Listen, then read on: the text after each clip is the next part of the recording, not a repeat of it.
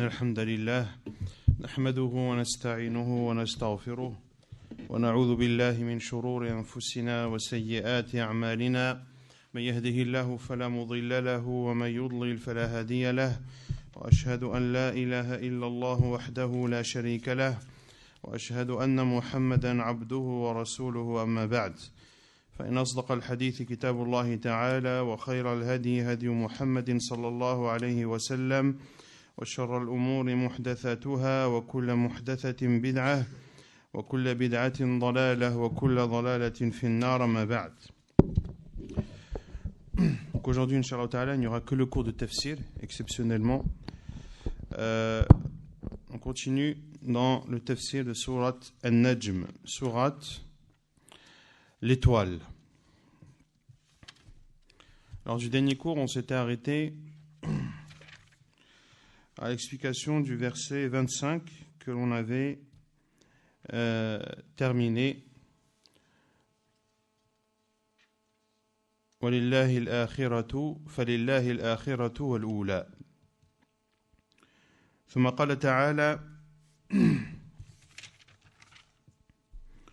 وكم من ملك في السماوات والأرض لا تغني شفاعتهم شيئا إلا من بعد أن يأذن الله لمن يشاء ويرضى. Donc Allah Azza wa Jal dit, selon le sens dans le verset 26 de Surat An-Najm, et que d'anges dans les cieux dont l'intercession ne sert à rien à moins qu'Allah ne l'autorise en faveur de qui il veut et qu'il agrée.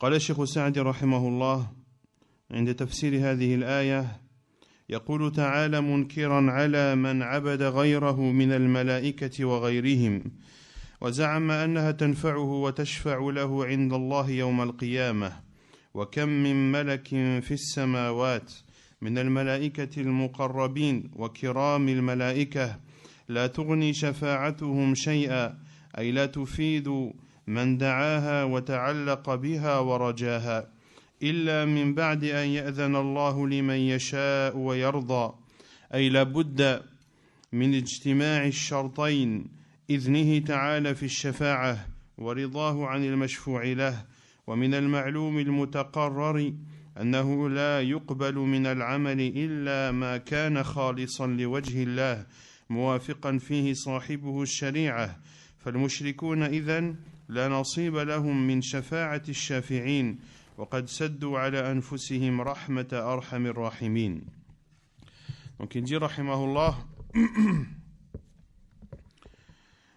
Allah Azza wa Jal dit en réprimandant ceux qui adorent autre que lui Azza wa Jal parmi les anges et autres, et ceux qui prétendent que les anges leur apporteront des bénéfices et que ces anges intercéderont en faveur d'eux le jour du jugement.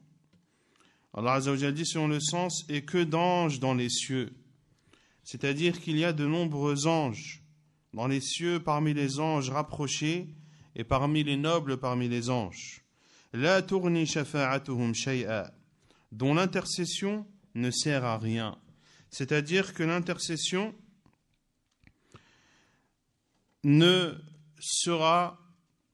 n'atteindra pas et ne portera pas bénéfice à ceux qui invoquent les anges, à ceux qui s'accrochent aux anges et à ceux qui mettent leur espérance en les anges.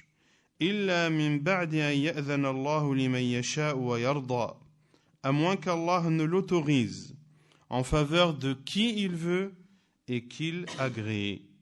C'est-à-dire que deux conditions doivent obligatoirement être réunies.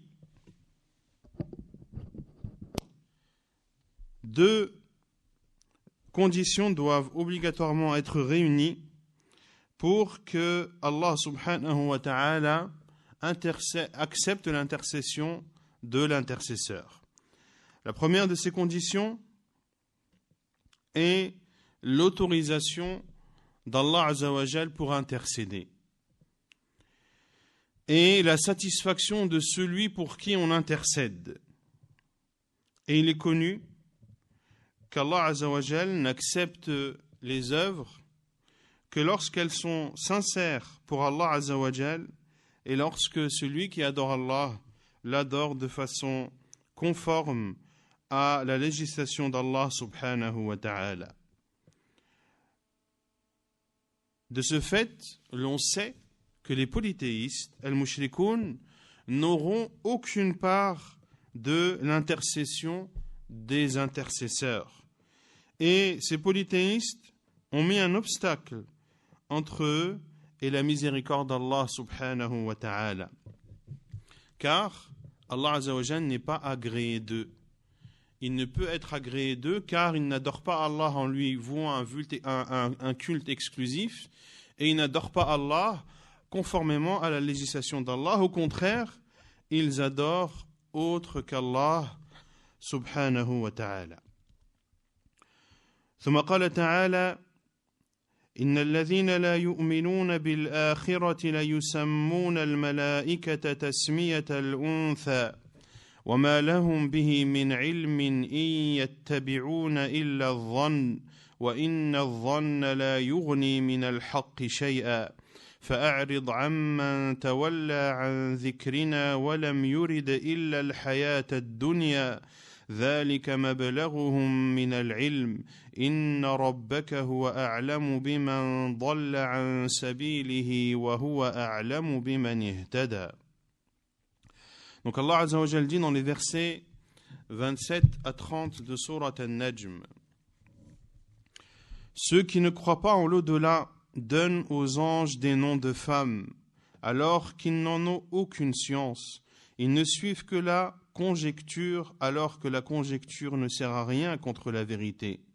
Écarte-toi donc, c'est-à-dire ô Muhammad, de celui qui tourne le dos à notre rappel et qui ne désire que la vie présente. Voilà toute la portée de leur savoir. Certes, ton Seigneur connaît parfaitement celui qui s'égare de son chemin et il connaît parfaitement celui qui est bien guidé. قال الشيخ السعدي رحمه الله: يعني أن المشركين بالله المكذبين لرسله الذين لا يؤمنون بالآخرة وبسبب عدم إيمانهم بالآخرة تجرؤوا على ما تجرؤوا عليه من الأقوال والأفعال المحادة لله ولرسوله من قولهم الملائكة بنات الله فلم ينزهوا ربهم عن الولادة ولم يكرموا الملائكة ويجلوهم عن تسميتهم إياهم إناثا والحال أنه ليس لهم بذلك علم لا عن الله ولا عن رسوله ولا دلت على ذلك الفطر والعقول بل العلم كله دال على نقيض قولهم وأن الله منزه عن الأولاد والصاحبة لأنه الواحد الأحد الفرد الصمد الذي لم يلد ولم يولد ولم يكن له كفوا أحد وأن الملائكة كرام مقربون إلى الله قائمون بخدمته لا يعصون الله ما أمرهم ويفعلون ما يؤمرون والمشركون إنما يتبعون في ذلك القول القبيح وهو الظن الذي لا يغني عن الحق من الحق شيئا فإن الحق لا بد فيه من اليقين المستفاد من الأدلة القاطعة والبراهين الساطعة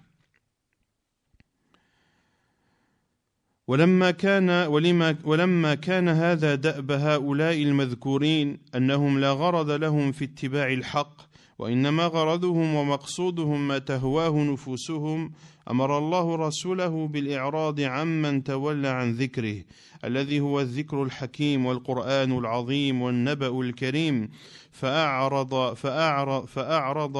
عن العلوم النافعة ولم يرد إلا الحياة الدنيا فهذا منتهى إرادته ومن المعلوم أن العبد لا يعمل إلا للشيء الذي يريده فسعيه مقصور على الدنيا ولذاتها وشهواتها كيف حصلوها وبأي طريق سنحت ابتدروها ذلك مبلغهم من العلم أي هذا منتهى علمهم وغايته وأما المؤمنون بالآخرة المصدقون بها أولو الألباب والعقول فهمتهم وإرادتهم للدار الآخرة وعلومهم أفضل العلوم وأجلها وهو العلم المأخوذ من كتاب الله وسنة رسوله صلى الله عليه وسلم والله تعالى أعلم بمن يستحق الهداية فيهديه ممن لا يستحق ذلك فيكله إلى نفسه ويخذله فيضل عن سبيل الله ولهذا قال تعالى إن ربك هو أعلم بمن ضل عن سبيله وهو أعلم بمن اهتدى فيضع فضله حيث يعلم المحل اللائق به. Il dit rahimahullah en expliquant ces versets 27 à 30 de Surat An-Najm, c'est-à-dire que les polythéistes, ceux qui associent à Allah autre que lui, ceux qui ont traité de menteurs les prophètes, ceux qui ne croient pas en l'au-delà, à cause du fait qu'ils ne croient pas en l'au-delà, ils ont osé faire ce qu'ils ont fait et ils ont osé dire ce qu'ils ont dit en défiant Allah subhanahu wa ta'ala et son prophète sallallahu alayhi wa sallam. Et parmi les paroles des polythéistes, leurs paroles, les anges sont les filles d'Allah. Ils n'ont pas purifié leur Seigneur d'avoir enfanté et ils n'ont pas honoré les anges et ne les ont pas respectés en leur donnant des noms de filles. La situation est qu'en réalité, ils n'ont pas de science. Ils n'ont pas de science vis-à-vis d'Allah, ni vis-à-vis de son prophète sallallahu alayhi wa sallam. Et également, ce qu'ils prétendent n'est pas soutenu par la raison. Cela est également irrationnel. Au contraire, la science, toute la science, prouve le contraire de ce qu'ils ont dit. Et qu'Allah subhanahu wa ta'ala est exempt d'enfants et de compagnes, car il est l'unique subhanahu wa ta'ala, celui qui se suffit à lui-même, celui qui n'a pas enfanté et n'a pas enfanté, celui qui n'a nul égal subhanahu wa ta'ala. Quant aux anges, ce sont des créatures nobles et rapprochées d'Allah subhanahu wa ta'ala, qui sont au service de leur Seigneur subhanahu wa ta'ala. Ils ne désobéissent jamais à Allah dans ce qu'il leur ordonne et font strictement ce qu'Allah azza wa jalla leur commande de faire. Quant aux polythéistes, ils ne suivent dans cela que la conjecture, c'est-à-dire al-dhann, que les soupçons et les suspicions. Or, les suspicions ne servent à rien contre la vérité. La vérité doit être soutenue par la certitude de preuves intransigeantes et d'arguments éclatants. Et parce que l'habitude est qu'il est d'accoutumer pour ces polythéistes de ne pas avoir de soucis et de ne pas avoir la volonté de suivre la vérité, leur volonté est uniquement de suivre leur passion. Parce que leur état est ainsi, Allah subhanahu wa ta'ala a ordonné à son prophète sallallahu alayhi wa sallam de se détourner de celui qui se détourne du rappel. Le rappel qui est le rappel sage, qui est l'immense Coran, qui est la noble nouvelle d'Allah subhanahu wa ta'ala.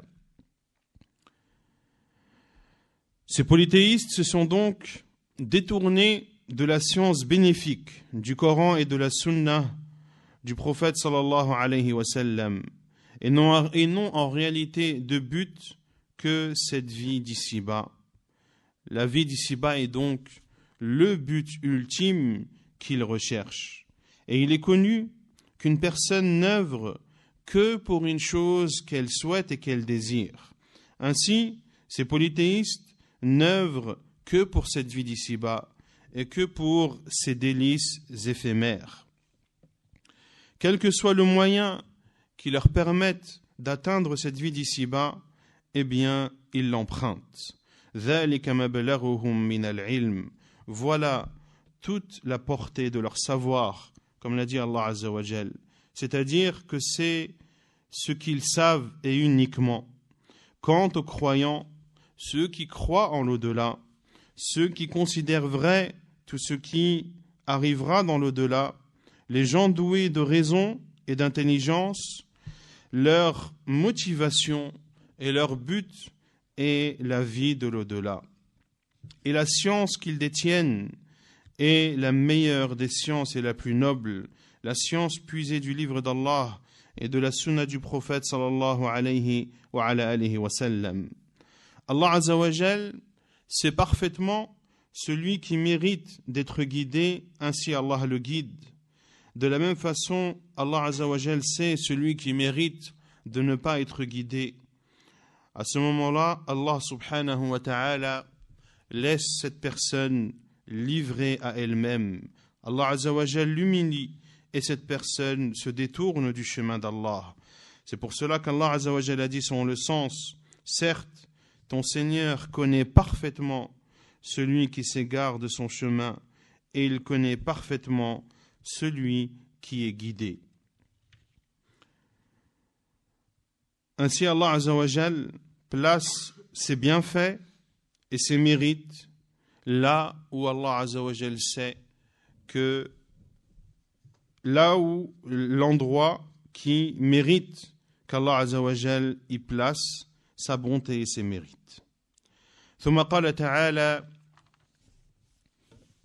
ولله ما في السماوات وما في الأرض ليجزي الذين أساءوا بما عملوا ويجزي الذين أحسنوا بالحسنى الذين يجتنبون كبائر الإثم والفواحش إلا اللمم إن ربك واسع المغفرة هو أعلم بكم إذ أنشأكم من الأرض وإذ أنتم أجنة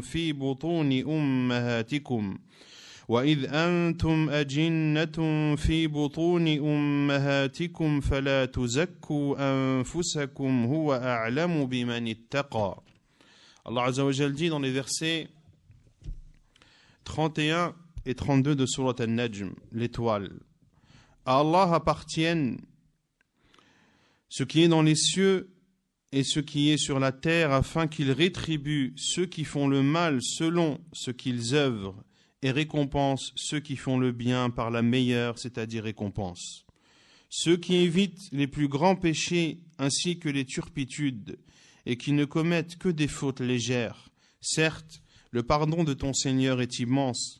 C'est lui qui vous connaît le mieux quand il vous a produit de terre et aussi quand vous étiez des embryons dans les ventres de vos mères. Ne vantez-vous pas vous-même, ne vantez pas vous-même votre pureté. C'est lui qui connaît mieux ceux qui le craignent.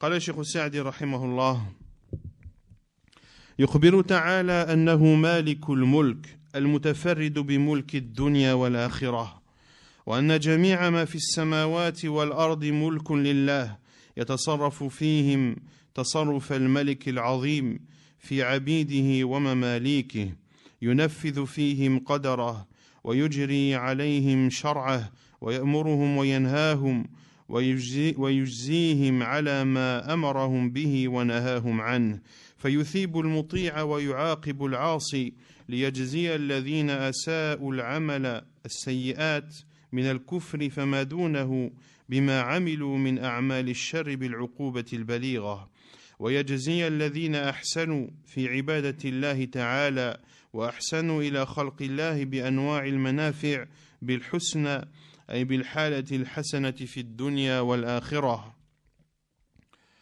وأكبر ذلك وأجله رضا ربهم والفوز بنعيم الجنة ثم ذكر وصفهم الذين يجتنبون كبائر الإثم والفواحش أي يفعلون ما أمرهم الله به من الواجبات التي يكون تركها من كبائر الذنوب ويتركون المحرمات الكبار كالزنا وشرب الخمر وأكل الربا والقتل ونحو ذلك من الذنوب العظيمة إلا اللمم وهي الذنوب الصغار التي لا يصر صاحبها عليها أو التي يلم بها العبد المرة بعد المرة على وجه الندرة والقلة، فهذه ليس مجرد الإقدام عليها مخرجا للعبد من أن يكون من المحسنين، فإن هذه مع الإتيان بالواجبات وترك المحرمات تدخل تحت مغفرة الله التي وسعت كل شيء، ولهذا قال إن ربك واسع المغفرة، فلولا مغفرته لهلكت البلاد والعباد، ولولا عفوه وحلمه لسقطت السماء على الأرض ولما ترك على ظهرها من دابة. ولهذا قال النبي صلى الله عليه وسلم الصلوات الخمس والجمعة إلى الجمعة ورمضان إلى رمضان مكفرات لما بينهن ما اجتنبت الكبائر، رواه مسلم.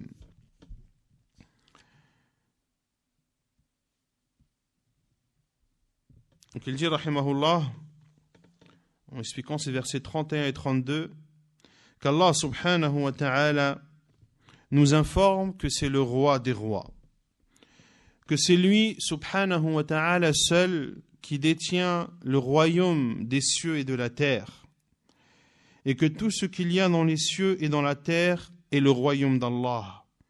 Allah Azza wa Jal agit dans son royaume comme un immense roi.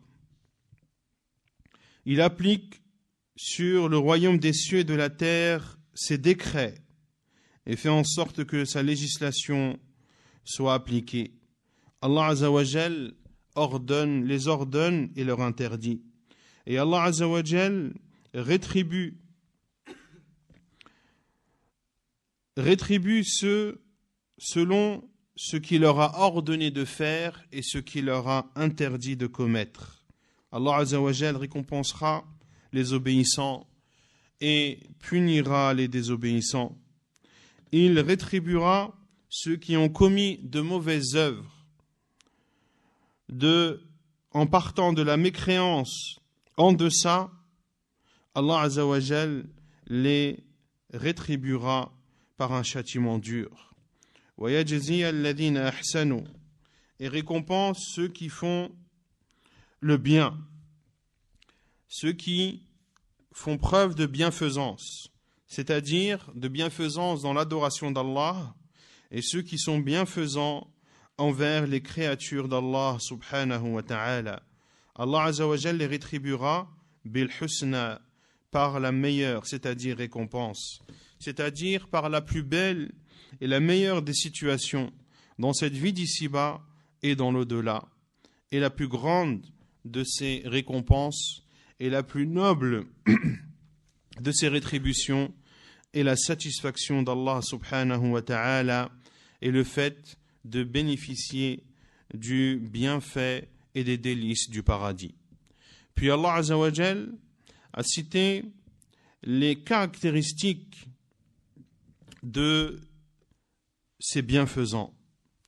الذين يجتنبون كبائر الإثم والفواحش, ceux qui évitent les plus grands péchés ainsi que les turpitudes, c'est-à-dire ceux qui font ce qu'Allah Azza wa Jal leur a ordonné de faire comme obligation. Des obligations dont le délaissement fait partie des grands péchés. Lorsque l'on délaisse une obligation, eh bien, cela est considéré comme avoir accompli un grand péché. Ainsi, ces bienfaisants également délaissent les grands péchés, comme la fornication, comme la consommation du vin, comme le fait de consommer l'argent de l'usure, l'assassinat et autres parmi les immenses péchés, illa lamam, et qui ne commettent que des fautes légères, c'est-à-dire qui ne commettent que les petits péchés. Et Cheikh Saadi dit des petits péchés qu'ils ne commettent pas dans la durée et de façon habituelle, mais des petits péchés qu'il commet de temps en temps de façon rarissime. Le fait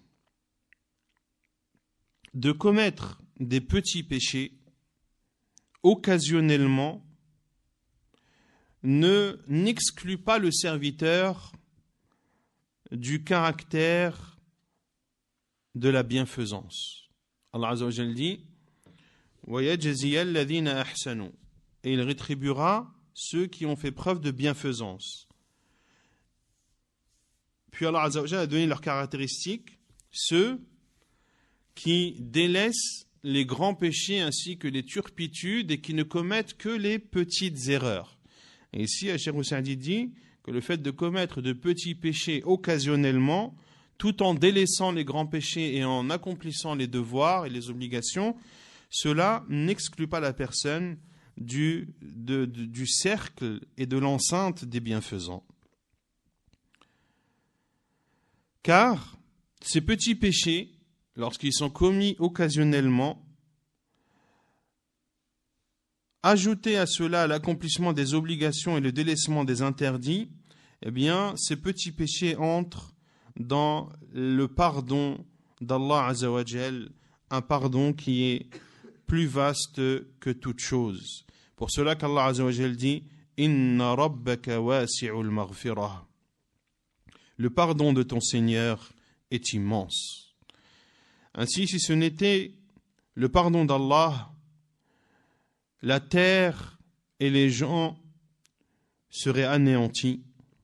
Si ce n'était l'indulgence d'Allah et sa douceur, les cieux tomberaient sur la terre et Allah Azza wa Jal n'aurait laissé aucun être vivant à sa surface. Pour cela que le prophète sallallahu alayhi wa sallam a dit les 5 prières ainsi que le vendredi au vendredi et le ramadan au ramadan sont des expiations. Il y a des expiations entre eux tant que les grands péchés sont abstenus, tant que les grands péchés ne sont pas commis.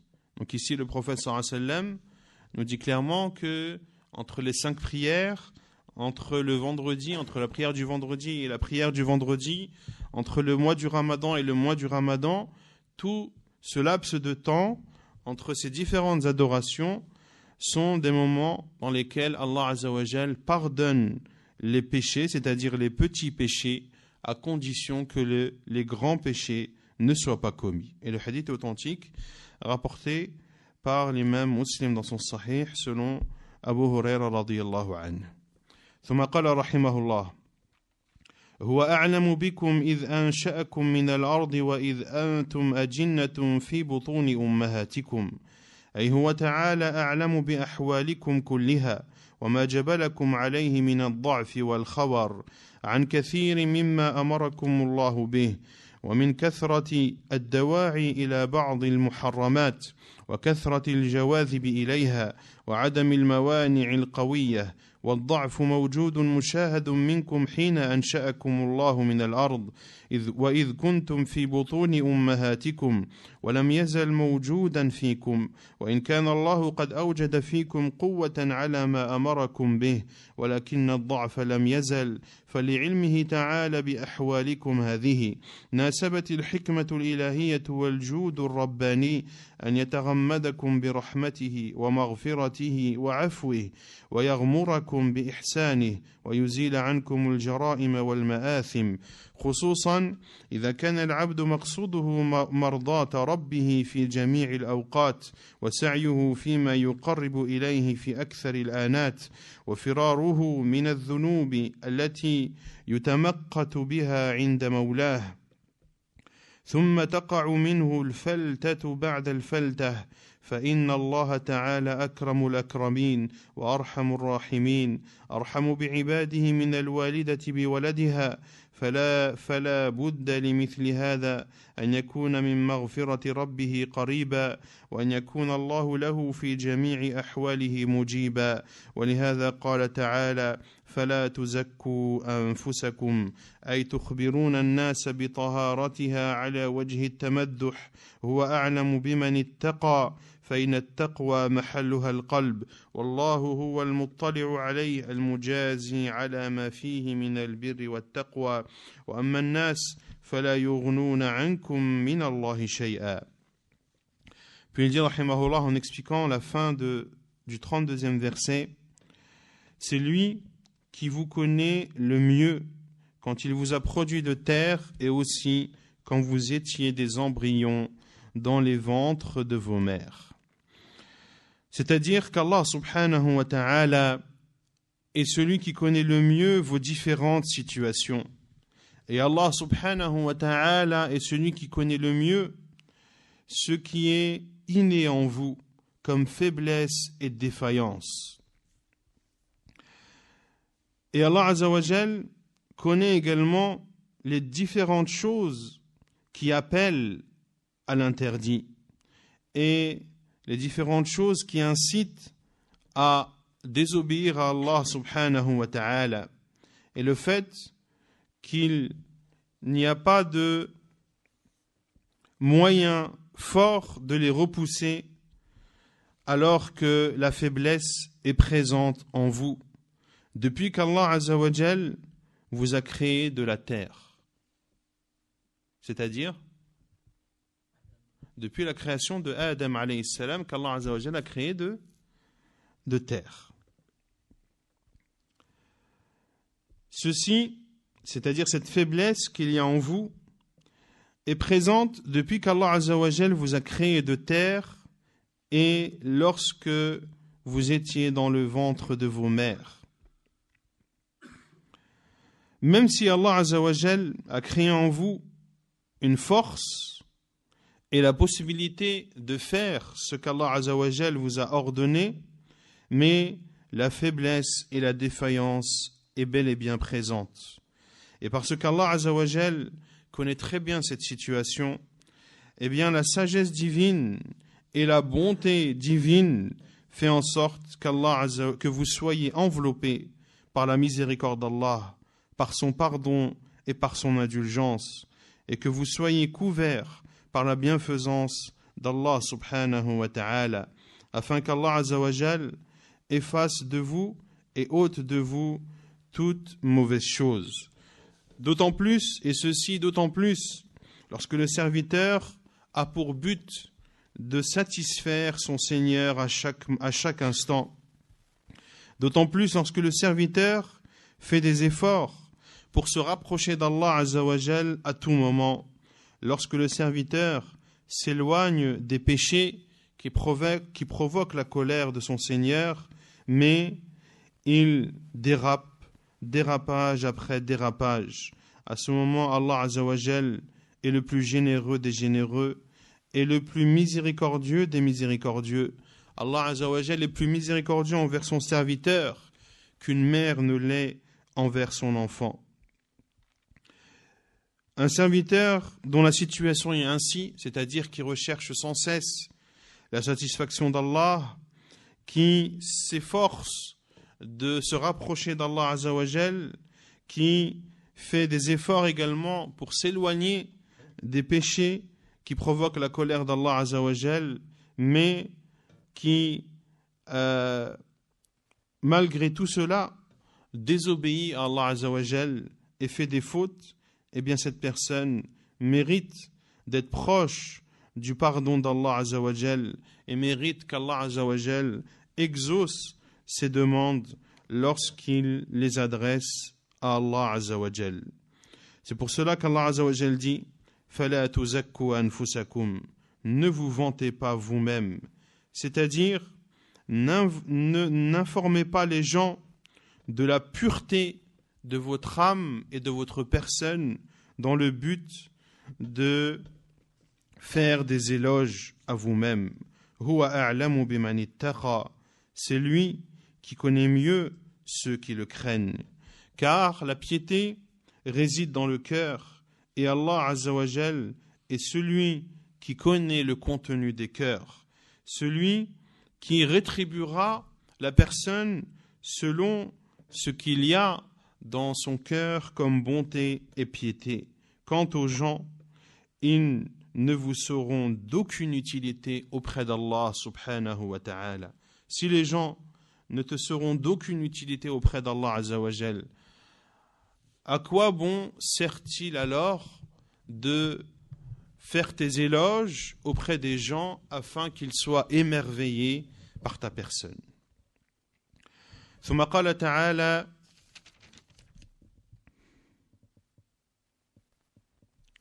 أفرأيت الذي تولى وأعطى قليلا وأكدى أعنده علم الغيب فهو يرى أم لم ينبأ بما في صحف موسى وإبراهيم الذي وفى ألا تزر وازرة وزر أخرى وأن ليس للإنسان إلا ما سعى وأن سعيه سوف يرى ثم يجزاه الجزاء الأوفى وأن إلى ربك المنتهى وأنه هو أضحك وأبكى وأنه هو أمات وأحيا وأنه خلق الزوجين الذكر والأنثى من نطفة إذا تمنى وأن عليه النشأة الأخرى وأنه هو أغنى وأقنى وأنه هو رب الشعرى وأنه أهلك عادا الأولى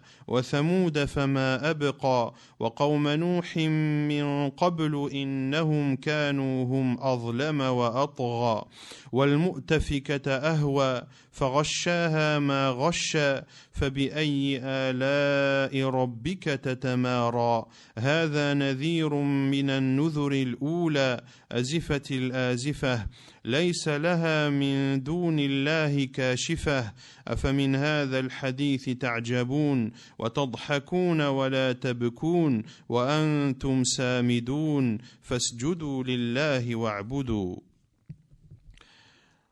Qu'Allah Azza wa Jal dit dans les versets 33 à 62 à la fin de la sourate, selon le sens: vois-tu celui qui s'est détourné, qui n'a donné que peu et a finalement cessé de donner?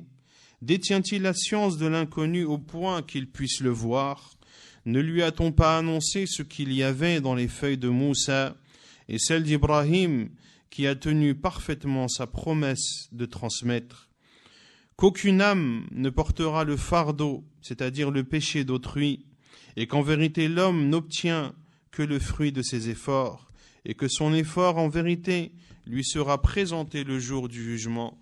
Ensuite il en sera récompensé pleinement, et que tout aboutit en vérité vers ton Seigneur, et que c'est lui qui fait rire et qui fait pleurer, et que c'est lui qui fait mourir et qui ramène à la vie, et que c'est lui qui crée les deux éléments de couple, le mâle et la femelle, d'une goutte de sperme quand elle est éjaculée, et que la seconde création lui incombe, et c'est lui qui enrichit et qui fait acquérir, et c'est lui qui est le Seigneur de Shi'ra, et c'est lui qui a fait périr les anciens, c'est-à-dire Ad, ainsi que les Thamoud, et fit que rien n'en subsista, ainsi que le peuple de Nuh antérieurement, car ils étaient encore plus injustes et plus violents, de même qu'il anéantit les villes renversées, c'est-à-dire le peuple de Lot, et les recouvrit de ce dont il recouvrit, et les recouvrit de ce dont il les recouvrit, lequel donc des bienfaits de ton Seigneur mets-tu en doute? Voici un avertisseur, c'est-à-dire Muhammad sallallahu alayhi wa sallam, analogue aux avertisseurs anciens. L'imminente, c'est-à-dire l'heure du jugement, s'approche. Rien d'autre en dehors d'Allah ne peut la dévoiler. Quoi? Vous étonnez-vous de ce discours, c'est-à-dire le Coran? Vous en riez et n'en pleurez pas? Absorbés que vous êtes par votre distraction, prosternez-vous plutôt pour Allah et adorez-le. قال الشيخ السعدي رحمه الله: أفرأيت الذي تولى إلى آخر السورة. يقول تعالى: أفرأيت قبح حالة من أمر بعبادة ربه وتوحيده فتولى عن ذلك وأعرض عنه فإن سمحت نفسه ببعض الشيء القليل فإنه لا يستمر عليه بل يبخل ويكدي ويمنع. فإن المعروف ليس سجية وطبيعة ليس سجية له وطبيعة، بل طبعه التولي عن الطاعة وعدم الثبوت على فعل المعروف، ومع هذا فهو يزكي نفسه وينزلها غير منزلتها التي أنزلها الله بها. أعنده علم الغيب فهو يرى الغيب ويخبر به، أم هو متقول على الله متجرئ على الجمع بين الإساءة والتزكية كما هو الواقع، لأنه قد علم أنه ليس عنده علم من الغيب، وأنه لو قدر أنه ادعى ذلك فالإخبارات القاطعة عن علم الغيب التي على يد النبي صلى الله عليه وسلم المعصوم تدل على نقيض قوله، وذلك دليل على بطلانه. Il dit rahimahullah, en expliquant ces versets 33 à 62, Allah Azza wa Jal dit Afara'aita, vois-tu, c'est-à-dire la mauvaise situation de celui qui a été ordonné d'adorer son Seigneur et de lui vouer un culte exclusif, mais qui se détourne de cela. Il se peut, s'il se permet, c'est-à-dire cette personne qui se détourne, s'il se permet de faire une once de bien, il ne persiste pas dans ce bien. Au contraire, il fait preuve d'avarice jusqu'à même s'abstenir de donner. La bienfaisance n'est donc pas une chose qui le caractérise. Bien au contraire, ce qui le caractérise, c'est le fait de se détourner de l'obéissance d'Allah Azza wa Jal et de ne pas rester ferme dans l'accomplissement des bonnes œuvres. Et malgré cela, cette personne fait l'éloge de sa propre personne et lui donne une place autre que celle qu'Allah Azza wa Jal lui a donnée. Puis Allah Azza wa Jal dit « A'indahu ilmul ghaybi fahuwa yara » Détient-il la science de l'invisible de telle sorte qu'il puisse voir, c'est-à-dire voir l'invisible et informer de ce que contient l'invisible, ou bien alors cette personne parle-t-elle sur Allah Azza wa Jal sans savoir, et cette personne en réalité ose réunir entre le mauvais et l'éloge, entre les mauvaises actions qu'elle commet et l'éloge qu'elle fait de sa propre personne, comme cela est la situation existante. Car si cette personne savait, car l'on sait pertinemment que cette personne ne connaît pas l'invisible, et supposions que cette personne connaisse l'invisible, eh bien les informations claires, les informations authentiques concernant une partie de l'invisible que détenait le prophète sallallahu alayhi wa sallam nous prouvent le contraire de ses paroles et nous prouvent la nullité de ses actes. Am lam yunabba هذا المدعي بما في صحف موسى وإبراهيم الذي وفى أي قام بجميع ما ابتلاه الله به وأمره به من الشرائع وأصول الدين وفروعه وفي تلك الصحف أحكام كثيرة من أهمها ما ذكره الله تعالى بقوله ألا تزر وازرة وزر أخرى وأن ليس للإنسان إلا ما سعى أي كل عامل له عمله الحسن والسيء فليس له من عمل غيره وسعيهم شيء ولا يتحمل أحد عن أحد ذنبا وأن سعيه سوف يرى في الآخرة فيميز حسنه من سيئه ثم يجزاه الجزاء الأوفى أي المستكمل لجميع العمل الحسن الخالص بالحسنى والسيء الخالص بالسوء والمشوب بحسبه جزاء تقر بعدله وإحسانه الخليقة كلها تحمد الله عز وجل عليه وتحمد الله عليه حتى جزاء تقر بعدله وإحسانه الخليقة كلها وتحمد الله عليه حتى إن أهل النار ليدخلون النار وإن قلوبهم مملوءة من حمد ربهم والإقرار له بكمال الحكمة ومقت أنفسهم وأنهم الذين أوصلوا أنفسهم وأوردوها شر الموارد وقد استدل بقوله تعالى وأن ليس للإنسان إلا ما سعى من يرى أن القرب لا يفيد إهداؤها للأحياء ولا للأموات قالوا لأن الله قال وأن ليس للإنسان إلا ما سعى فوصول سعي غيره إليه مناف لذلك وفي هذا الاستدلال نظر فإن الآية إنما تدل على أنه ليس للإنسان إلا ما سعى بنفسه وهذا حق لا خلاف فيه وليس فيها ما يدل على أنه لا ينتفع بسعي غيره إذا أهداه ذلك الغير له كما أنه ليس للإنسان من المال إلا ما هو في ملكه وتحت يده ولا يلزم من ذلك ألا يملك ما وهبه له الغير من ماله الذي يملكه. Puis il dit, rahimahullah, en expliquant la parole d'Allah Azza wa Jal, Am lam yunabba, ne lui a-t-on pas annoncé, c'est-à-dire à ce prétendant, à celui qui s'abstient de donner et à celui qui s'abstient, à celui qui se détourne du rappel d'Allah et de l'adoration d'Allah et qui s'abstient d'être bienfaisant. Ne lui a-t-on pas annoncé ce qu'il y avait dans les feuilles de Moïse et d'Abraham qui a tenu parfaitement, c'est-à-dire sa promesse de transmettre.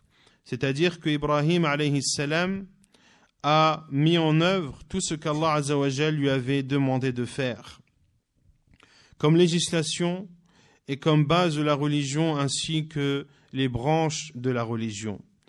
Et dans ces feuilles, il y a de nombreux jugements. Parmi ces jugements, parmi les jugements les plus importants, ce qu'Allah Azza wa Jal a cité en disant Allah taziru waziratun wizra ukhra wa laysa lil insani illa ma sa'a. Parmi ces jugements importants qu'il y a dans les feuilles de Moussa et de Ibrahim, qu'aucune âme ne portera le péché d'autrui et qu'en vérité l'homme n'obtient que le fruit de ses efforts. C'est-à-dire que toute personne qui œuvre, eh bien, a elle les bonnes œuvres et les mauvaises. Et elle ne bénéficie aucunement des œuvres et des efforts d'autrui. Et personne ne peut être tenu responsable du péché d'un autre. Et que son effort lui sera présenté, c'est-à-dire le jour du jugement, afin d'en différencier et d'en distinguer le bon du mauvais.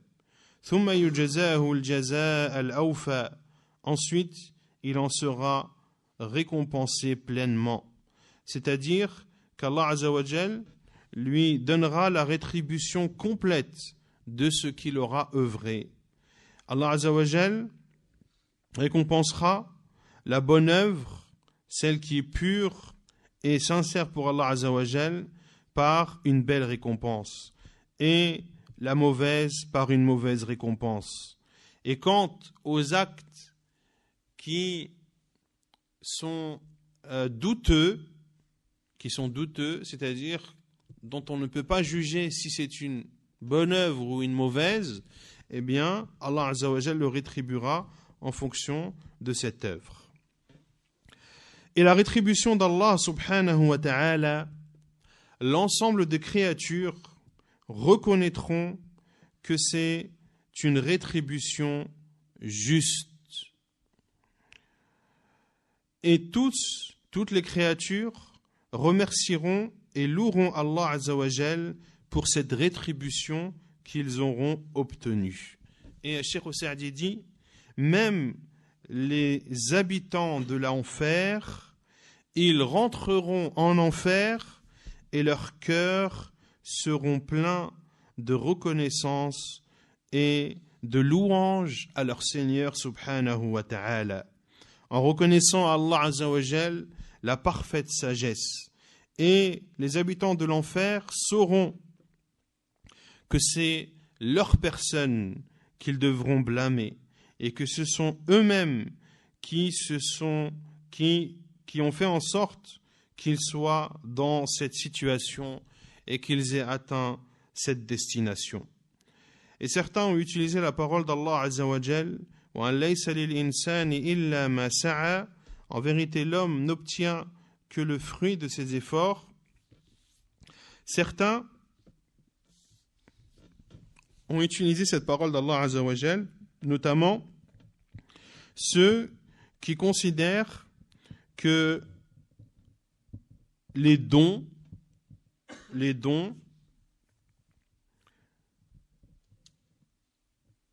ou que ceux qui considèrent que les adorations,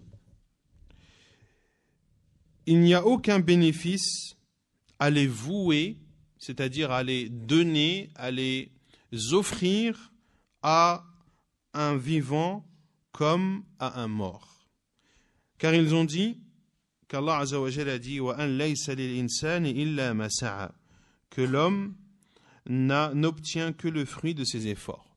Donc certains savants ont dit qu'il n'est pas permis d'offrir une adoration à une autre personne. Bien sûr, il y a des adorations qui peuvent s'offrir, d'autres qui ne peuvent pas s'offrir. Le fait que Cheikh Saadi le dise ainsi, dit cette parole sans restriction, c'est parce que la restriction est claire dans la sunna du prophète sallallahu alayhi wa sallam. Par exemple, on ne peut pas offrir une prière à quelqu'un. Je ne veux pas t'offrir par exemple la prière de l'Asr ou la prière de Dhuhr. C'est-à-dire voilà, tu n'as pas besoin de faire la prière de Dhuhr ou de l'Asr, je la fais pour toi. Non, cela n'existe pas. On ne peut pas offrir son unicité d'Allah à quelqu'un. J'adore Allah seul sans ne rien lui associer et je t'offre ou j'offre à mon père cette unicité que je porte à Allah. Non. Mais il y a des choses rapportées dans la sunna du prophète sallallahu alayhi wa sallam qui autorisent, comme le fait de faire le hajj par exemple pour un mort ou pour une personne incapable physiquement de s'y rendre. Donc il y a certaines choses dont il est rapporté dans la sunna du prophète sallallahu alayhi wa sallam qu'il est possible d'offrir à quelqu'un. Donc de faire cette adoration et de faire en sorte et d'avoir l'intention que la récompense de cet acte soit destinée à telle personne parmi les vivants ou les morts. À kulli hal, il y a une divergence des savants à ce sujet. Et Cheikh Saadi dit qu'il y a dans cette argumentation des choses à dire, car il dit, rahimahullah, que ce verset, à savoir la parole d'Allah Azza wa Jalla selon le sens que l'homme n'obtient que le fruit de ses efforts, prouve que l'être humain n'a que ce qu'il fait par lui-même, n'obtient que ce qu'il fait par lui-même. Et ceci est une vérité que personne ne peut nier. Mais dans ce verset, il n'y a pas la preuve qu'une personne ne peut pas bénéficier de l'effort d'autrui. Notamment lorsque autrui lui offre une chose. Et Cheikh Saadi rahimahullah donne l'exemple en disant comme le fait qu'une personne n'a comme bien que ce qu'elle possède et ce qu'il y a dans ses mains. Mais cela n'implique pas que la personne ne peut pas posséder ce qu'une autre personne lui offre. Donc toi, l'argent que tu as en ta possession, qui est le fruit de ton travail, le fruit de tes efforts, etc. Les biens que tu as, la maison, etc. que tu as, la voiture que tu as, ce sont tes biens à toi. Cela ne veut pas dire que tu n'as pas le droit d'accepter celui qui viendrait t'offrir de l'argent ou celui qui viendrait t'offrir un autre bien. Donc ainsi, ce verset prouve que effectivement la personne ne bénéficie que du fruit de ses efforts, mais cela ne veut pas dire qu'il n'a pas le droit de bénéficier d'un don d'autrui.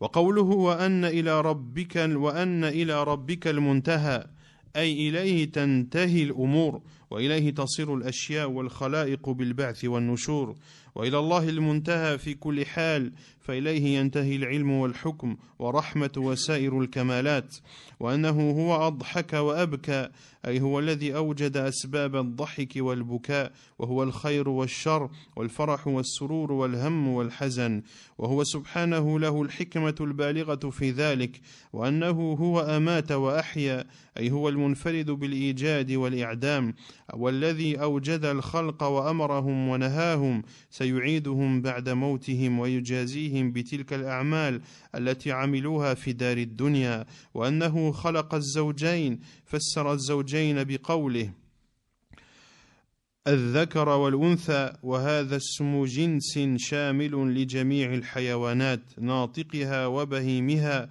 فهو المنفرد بخلقها من نطفة إذا تمنى وهذا من أعظم الأدلة على كمال قدرته وانفراده بالعزة العظيمة حيث أوجد تلك الحيوانات صغيرها وكبيرها من نطفة ضعيفة من ماء مهين ثم نماها وكملها حتى بلغت ما بلغت ثم صار الآدمي منها إما إلى أرفع المقامات في أعلى العليين وإما إلى أدنى الحالات في أسفل سافلين ولهذا استدل بالبداءة على الإعادة فقال وأن عليه النشأة الأخرى فيعيد العباد من الأجداث ويجمعهم ليوم الميقات ويجازيهم على الحسنات والسيئات وأنه هو أغنى وأقنى أي أغنى العباد بتيسير أمر معاشهم من التجارات وأنواع المكاسب من الحرف وغيرها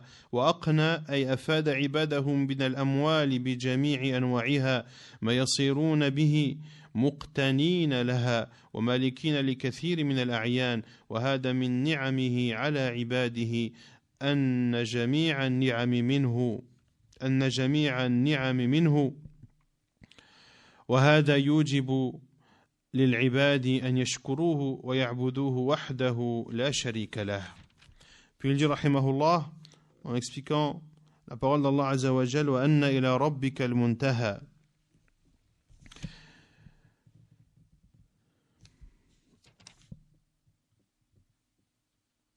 Et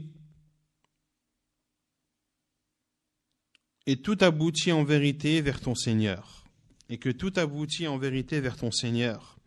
C'est-à-dire que toutes les choses aboutissent à Allah subhanahu wa ta'ala et que c'est vers Allah azza wa jal que toutes choses retourneront.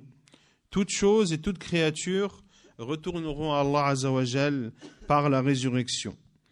Et également que toutes les situations aboutissent à Allah subhanahu wa ta'ala. La science et le jugement aboutissent à Allah. La miséricorde et l'ensemble des choses parfaites aboutissent à Allah subhanahu wa ta'ala. Wa annahu huwa adhaka wa abka. Et c'est lui qui fait rire et qui fait pleurer. C'est-à-dire que c'est Allah azza wa jal qui a fait en sorte que les causes du rire et des pleurs soient présentes, à savoir le bien et le mal, la joie et le bonheur, ainsi que al-hammu wal-hazan, ainsi que les soucis et la tristesse.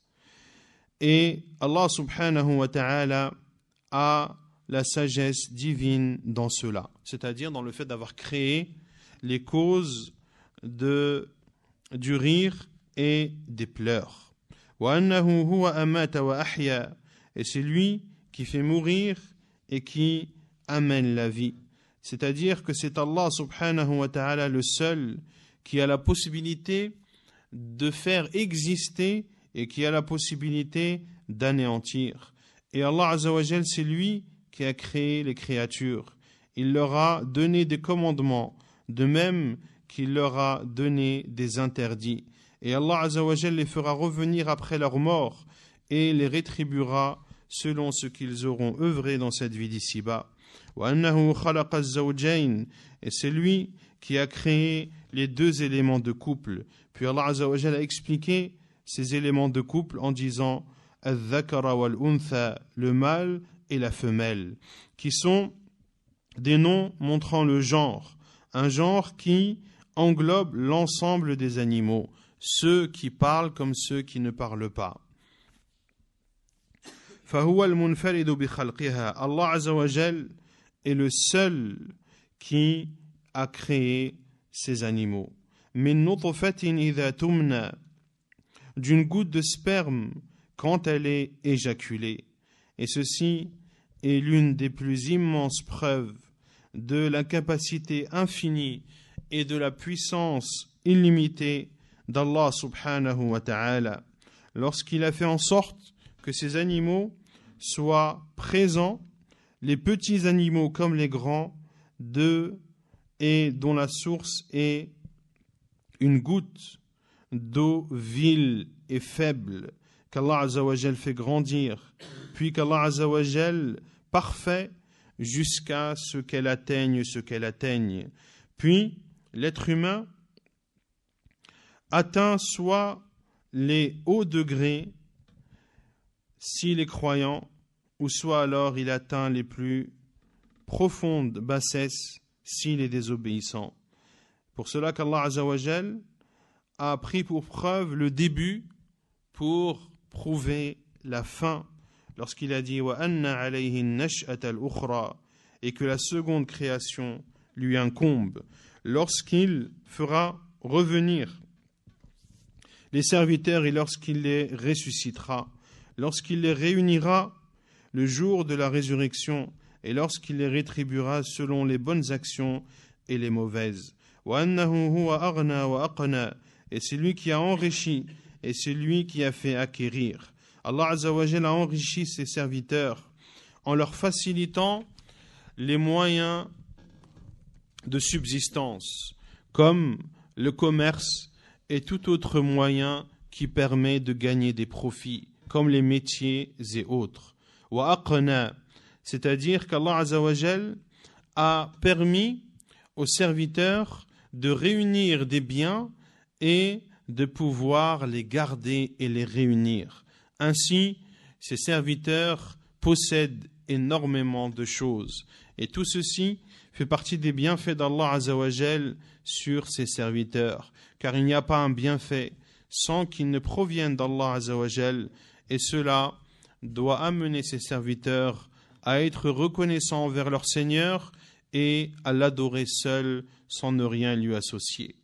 ثم قال وأنه هو رب الشعرى وهي النجم المعروف بالشعر العبور المسمى بالمرزم وخصها الله بالذكر وإن كان رب كل شيء لأن هذا النجم مما عبد في الجاهلية فأخبر تعالى أن جنس ما يعبده المشركون مربوب مدبر مخلوق فكيف تتخذ إلها مع الله وأنه أهلك عادا الأولى وهم قوم هود عليه السلام حين كذبوا هودا فأهلكهم الله بريح صرصر عاتية وثمود قوم صالح عليه السلام أرسله الله إلى ثمود فكذبوه فبعث الله إليهم الناقة آية فعقروها وكذبوه فأهلكهم الله فما أبقى منهم أحدا بل أهلكهم الله عن آخرهم وقوم نوح من قبل إنهم كانوا هم أظلم وأطغى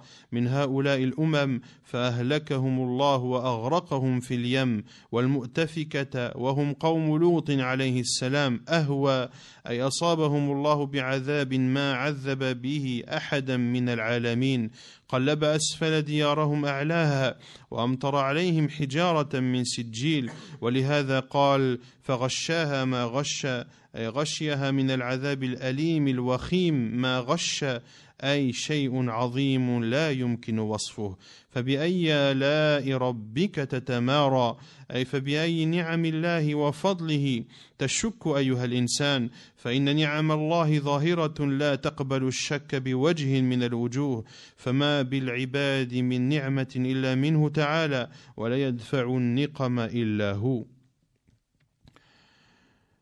وأنه هو رب الشعرى.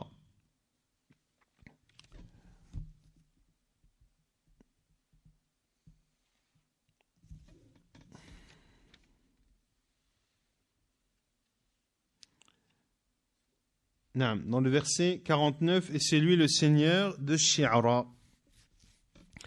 Il dit, rahimahullah, Shi'ra, qui est une étoile connue, sous le nom de Shi'ra al-Abour, qui est connu également sous le nom de Al-Mirzam, qui est l'étoile Bellatrix,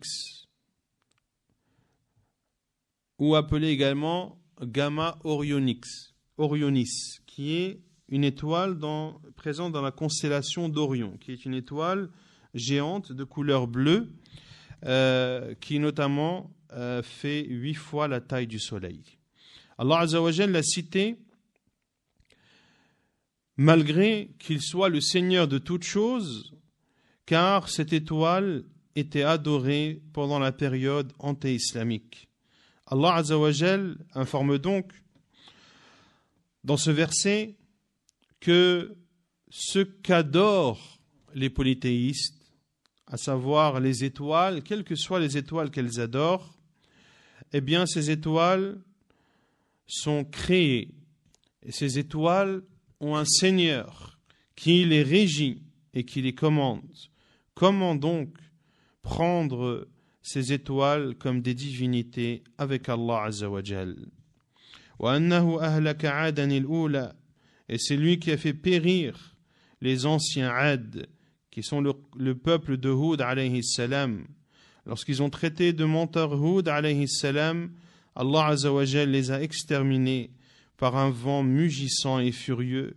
Wa Thamoud, et Thamoud, qui sont le peuple de Salih alayhi salam, Allah Azza wa Jal a envoyé Salih à Thamoud, qui ont traité de menteurs leurs prophètes. Allah Azza wa Jal leur a envoyé comme signe une chamelle. Ils l'ont égorgée et ont traité de menteurs Salih alayhi salam. Allah Azza wa Jal les extermina. Fama abqa, et fit en sorte que rien n'en subsiste, c'est-à-dire que personne du peuple de Salih n'a survécu.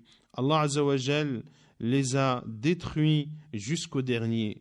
وَقَوْمُ نُوحٍ مِّن قَبْلُ إِنَّهُمْ كَانُوا هُمْ أَظْلَمَ وَأَطْغَى, et le peuple de Nuh auparavant, car ils étaient encore plus injustes et plus violents que les autres, c'est-à-dire que les autres communautés.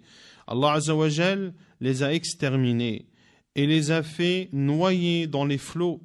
وَالْمُؤْتَفِكَةَ, qui sont le peuple de Lut alayhi salam, ahwa, c'est-à-dire qu'Allah Azza wa Jal leur a infligé un châtiment qu'il n'a infligé à personne d'autre avant.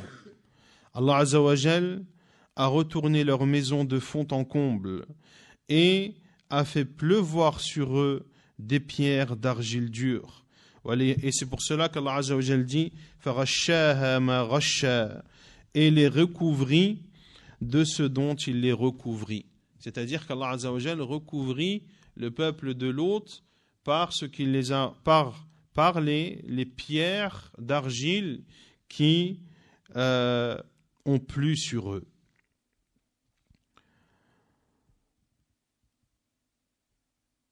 فغشاها ما غشا, et les recouvrit de ce dont il les recouvrit, c'est-à-dire qu'ils ont été recouverts d'un châtiment douloureux et affreux, c'est-à-dire d'une chose immense qui ne peut être décrite. فَبِأَيِّ آلَاءِ رَبِّكَ تَتَمَارَى, lequel donc des bienfaits de ton Seigneur mets-tu en doute? C'est-à-dire, lequel donc des bienfaits et des mérites de ton Seigneur mets-tu en doute, ô toi l'être humain? Car les bienfaits d'Allah sont apparents, cela ne fait aucun doute, et il n'y a pas un bienfait dont jouit le serviteur sans qu'il ne provienne d'Allah, et n'éloigne le mal du serviteur qu'Allah subhanahu wa ta'ala. هذا نذير من النذر الأولى, أي هذا الرسول القرشي الهاشمي محمد بن عبد الله ليس ببدع من الرسل, بل قد تقدمه من الرسل السابقين ودعوا إلى ما دعا إليه, فلأي شيء تنكر رسالته وبأي حجة تبطل دعوته؟ أليست أخلاقه أعلى أخلاق الرسل الكرام؟ أليست دعوته إلى كل خير والنهي عن كل شر؟ ألم يأتي بالقرآن الكريم الذي لا يأتيه الباطل من بين يديه ولا من خلفه, تنزيل من حكيم حميد؟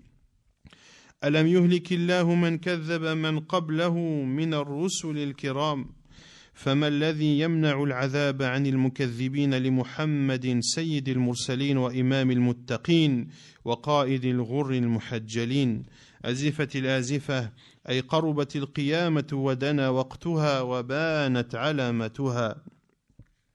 وبانت علاماتها ليس لها من دون الله كاشفة, أي إذا أتت القيامة وجاءهم العذاب الموعود به.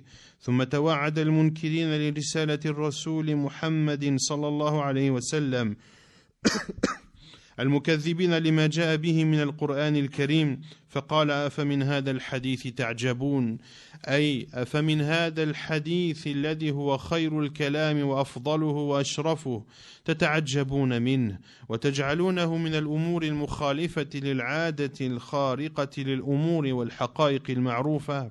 هذا من جهلهم وضلالهم وعنادهم, وإلا فهو الحديث الذي إذا حدث صدق, وإذا قال قولا فهو القول الفصل الذي ليس بالهزل, وهو القرآن العظيم الذي لو أنزل على جبل لرأيته خاشعا متصدعا من خشية الله, الذي يزيد ذوي الأحلام رأيا وعقلا وتسديدا وثباتا وإيمانا ويقينا, والذي ينبغي العجب من عقل من تعجب منه وسفهه وضلاله. وتضحكون ولا تبكون, أي تستعملون الضحك والاستهزاء به, مع أن الذي ينبغي أن تتأثر منه النفوس وتلين له القلوب وتبكي له العيون سماعا لأمره ونهيه وإصغاء لوعده ووعيده والتفاتا لأخباره الحسنة الصادقة, وأنتم سامدون, أي غافلون عنه لاهون عن تدبره, وهذا من قلة عقولكم وأديانكم. فلو عبدتم الله وطلبتم رضاه في جميع الأحوال لما كنتم بهذه المثابة التي يأنف منها أولو الألباب. ولهذا قال تعالى فاسجدوا لله واعبدوا, الأمر بالسجود لله خصوصا ليدل ذلك على فضله وأنه سر العبادة ولبها, فإن لبها الخشوع لله والخضوع له, والسجود هو أعظم حالة يخضع بها العبد, فإنه يخضع قلبه وبدنه ويجعل أشرف أعضائه على الأرض المهينة موضع وطئ الأقدام. ثم أمر بالعبادة عموما الشاملة لجميع ما يحبه الله ويرضاه من الأعمال والأقوال الظاهرة والباطنة. تم تفسير سورة النجم, والحمد لله الذي لا نحصي ثناء عليه, بل هو كما أثنى على نفسه وفوق ما يثني عليه عباده وصلى الله على محمد وسلم تسليما كثيرا. Puis il dit rahimahullah, en expliquant la parole d'Allah Azza wa Jal, Hada nadhirun min an-nudhur al-ula. Voici un avertisseur similaire aux avertisseurs anciens. C'est-à-dire, voilà le prophète, le Qurashi, le Hashimi, Muhammad, le fils de Abdullah, qui n'est pas un nouveau prophète. Au contraire, il a été précédé par d'autres prophètes qui ont appelé à ce à quoi il a appelé. Pourquoi donc reniez-vous son message? Et avec quelle preuve anéantissez-vous son appel? Ses comportements et ses caractéristiques sont les plus grandioses sont les plus grandioses des comportements des prophètes. Ces comportements ne sont-ils pas les meilleurs comportements des prophètes honorables? Et son appel n'est-il pas un appel à tout bien et une interdiction de tout mal? N'est-il pas venu avec le Coran, un Coran qui ne peut être précédé, qui ne peut être atteint par un mal et par une fausseté, le Coran qui est une révélation du sage et de celui qui mérite la louange, subhanahu wa ta'ala. Allah Azza wa Jal n'a-t-il pas exterminé ceux qui ont traité de menteurs les prophètes avant lui? Qu'est-ce qui empêchera le châtiment de frapper ceux qui traiteront de menteurs le prophète Muhammad sallallahu alayhi wa sallam, le maître des prophètes et le guide des pieux?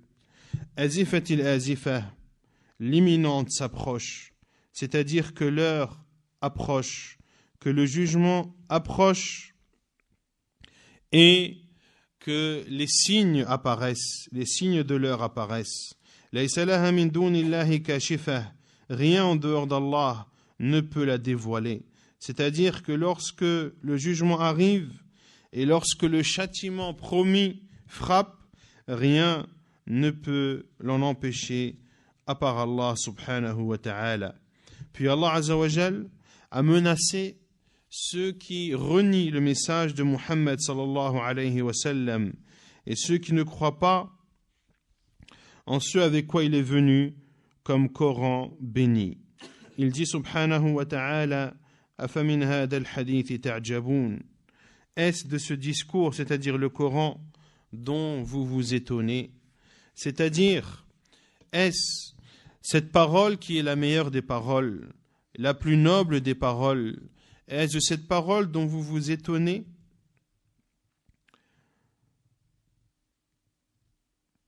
Ceci fait partie de leur ignorance et de leur égarement. Ceci fait partie de leur entêtement, car ces paroles sont les paroles, car le Coran, sa parole est vérité.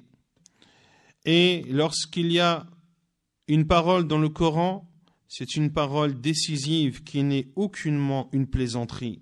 C'est le Coran immense qui, s'il était descendu sur une montagne, tu aurais vu cette montagne s'humilier et se fendre par crainte d'Allah subhanahu wa ta'ala. Un Coran qui ne fait qu'augmenter la raison des gens doués d'intelligence. Un Coran qui ne fait que raffermir et qui ne fait qu'augmenter la foi et la certitude de celui qui croit en ce Coran. Ce qui est plutôt demandé, c'est de s'étonner des raisons de ceux qui s'étonnent du Coran. Ce qui est demandé, c'est de s'étonner de ces raisons qui s'étonnent du Coran, des raisons qui sont viles et qui sont égarées.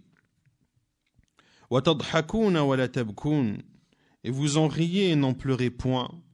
C'est-à-dire que vous utilisez le rire et la moquerie à l'égard du Coran. Or, ce qui est demandé à l'égard du Coran, c'est que les âmes en soient imprégnées, que les cœurs en soient adoucis, que les yeux en pleurent lorsqu'ils entendent les ordres et les interdits, que l'on prête l'oreille aux menaces et aux promesses d'Allah subhanahu wa ta'ala, wa antum samidoun, absorbés par votre distraction, c'est-à-dire que vous êtes insouciant à l'égard du Coran, que vous ne le méditez pas, et ceci prouve la bassesse de vos raisons. Si vous adoriez Allah et si vous demandiez la satisfaction et si vous recherchiez la satisfaction d'Allah Azza wa Jal, dans l'ensemble des situations, eh bien, vous ne serez pas dans cet état que répugnent les gens doués d'intelligence. Pour cela qu'Allah Azza wa Jal dit « Fasjudu lillahi wa'budu » prosternez-vous donc à Allah et adorez-le. Allah Azza wa Jal ordonne de façon particulière de se prosterner pour montrer le mérite de la prosternation et que la prosternation est le secret et le noyau de l'adoration. Le noyau de l'adoration qui est la crainte d'Allah et l'humilité à Allah subhanahu wa ta'ala.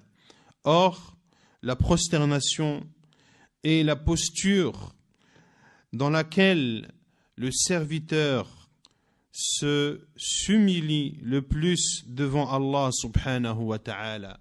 Son cœur et son corps s'humilient. Le cœur et le corps du serviteur s'humilient devant Allah subhanahu wa ta'ala lorsqu'il est en état de prosternation. Et l'être humain et le serviteur d'Allah Azza wa Jal pose les membres les plus honorables de son corps à même le sol, le même sol qui est piétiné. Et le plus honorable l'un des plus honorables des membres du corps est bien sûr le visage. Le fait que le serviteur d'Allah Azza wa Jal pose son front, pose son nez à même le sol, ce même sol qui est piétiné. Et il fait cela en humilité à Allah subhanahu wa ta'ala. Donc Allah Azza wa Jal ordonne de se prosterner de façon particulière et il ordonne de l'adorer de façon générale. Fasjudu lillahi wa'budu. Prosternez-vous donc à Allah et adorez-le. C'est-à-dire, adorez-le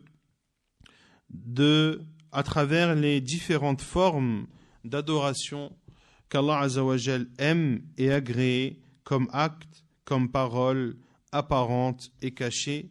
Ainsi se termine le tafsir de Surat An-Najm, l'étoile, et la louange revient à Allah Azza wa Jal, Allah dont l'on peut faire les éloges comme il convient.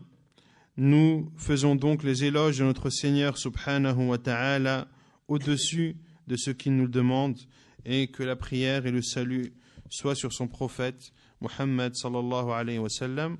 Wallahu a'lam wa sallallahu wa sallam wa baraka ala nabina Muhammad wa ala alihi wa sahbihi ajma'in wa barakallahu fikum.